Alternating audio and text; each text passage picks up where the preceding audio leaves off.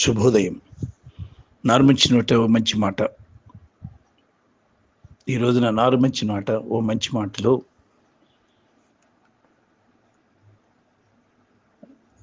కామాంధులు, ముఖ్యంగా కామాంధుల గురించి తెలియజేసుకోవాలి.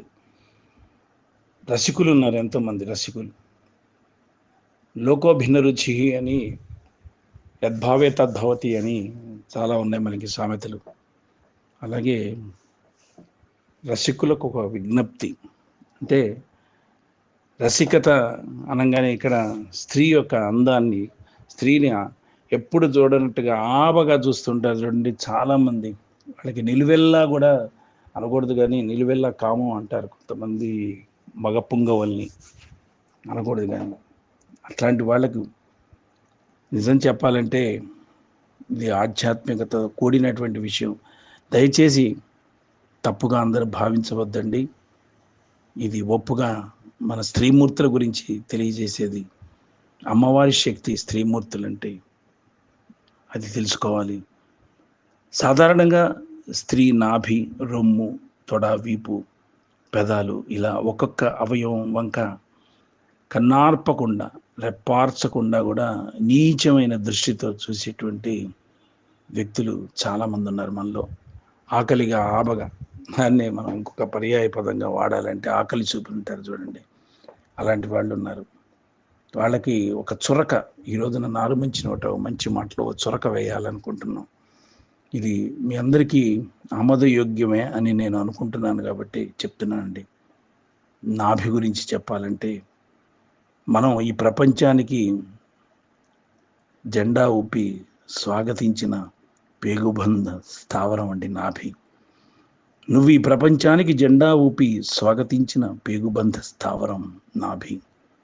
రొమ్ము, నువ్వు ఈ ప్రపంచంలో బతకటానికి సేవించిన అమృత బిందువులున్న చోటది.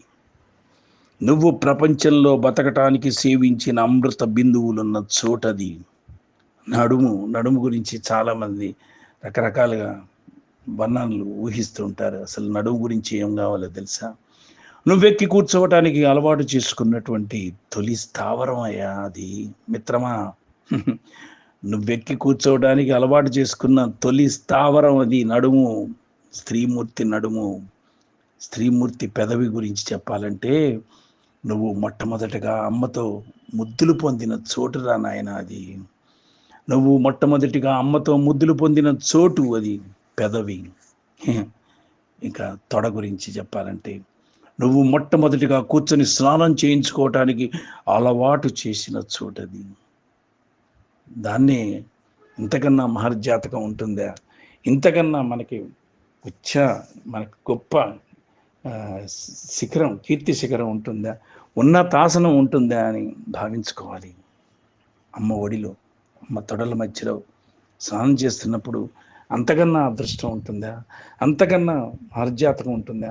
అంతకన్నా మహోన్నత సింహాసనం ఉంటుందా అని మనం అనుకోవాలండి. ఇక జననాంగం గురించి చెప్పాలంటే, మనం ఈ ప్రపంచానికి వచ్చిన ప్రవేశ ద్వారం అది. నువ్వు ఈ ప్రపంచానికి వచ్చిన ప్రవేశ ద్వారం అది. ఇక చెంపల గురించి చెప్పాలంటే, నువ్వు బుగ్గలతో బుగ్గలు కలిపి ఆడుకొని ఆనందించిన చోటురా అది. నువ్వు బుగ్గలతో బుగ్గలు కలిపి ఆడుకొని ఆనందించిన చోటు నాయన అది చెంపలు. ఇక వీపు, అమ్మ నిన్ను సరదాగా ఉప్పు బస్తాగా ఊహిస్తూ ఆడించిందే ఆ చోటు నాయన అది, ఆ చోటు వీపు. ఇలా స్త్రీలోని ఒక్కొక్క అవయవం మనం జీవించటానికి, మగ పుంగవులు జీవించడానికి అలవాటు చేసుకున్న స్థావరాలు అవి గుర్తించాలి. ఎంతైనా సరే స్త్రీమూర్తి అమ్మే.